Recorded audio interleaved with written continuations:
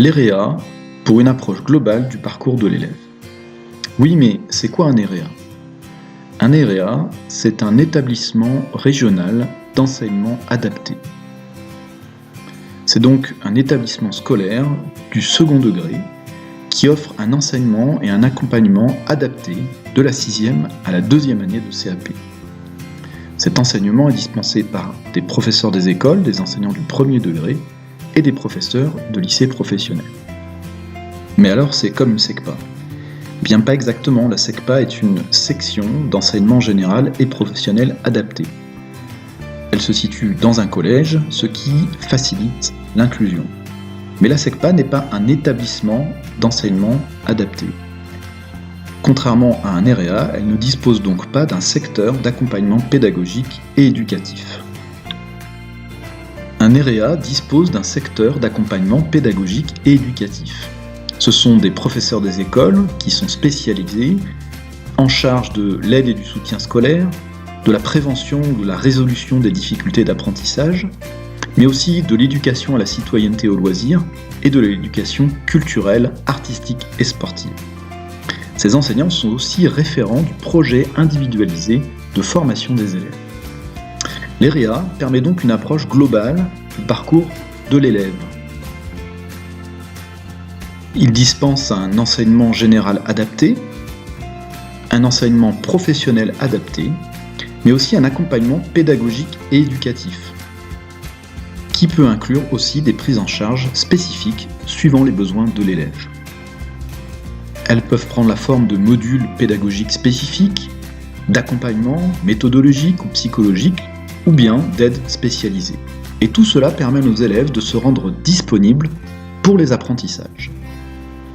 Oui, mais qu'est-ce qui garantit la prise en compte des besoins éducatifs particuliers de nos élèves en cohérence ? Eh bien, certaines étapes sont nécessaires. La première consiste à repérer les potentialités et les difficultés de nos élèves. Ensuite, il s'agit peut-être d'élaborer un projet individualisé, d'échanger, de communiquer à propos de ce projet, et enfin d'évaluer, d'expliciter et peut-être procéder à des ajustements. C'est aussi un travail d'équipe entre les 3 secteurs de l'EREA.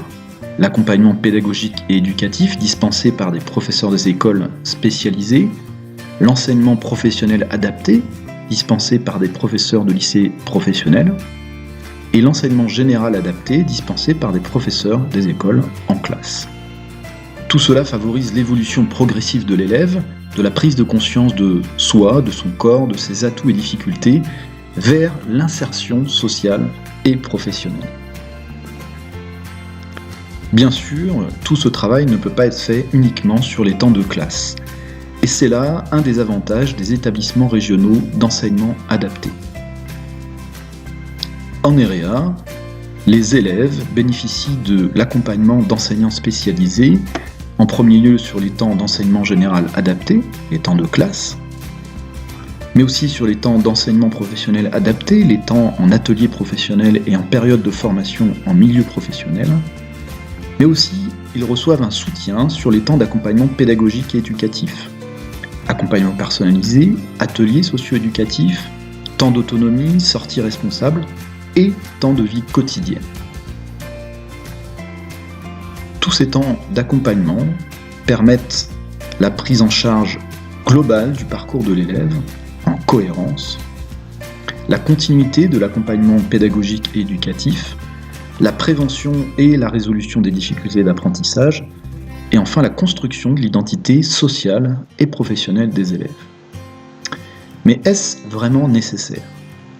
Bien oui, cela est rendu nécessaire par les difficultés propres aux élèves orientés en EREA. Comme les élèves de SECPA, ils ont souvent des difficultés scolaires, mais ils vivent aussi souvent une situation de fragilité sociale ou familiale, ce qui amène une méconnaissance, une mésestime de soi. L'orientation en EREA permet donc la prise en compte des difficultés scolaires et sociales des élèves, mais aussi la prise en compte des besoins éducatifs particuliers d'une façon globale et cohérente.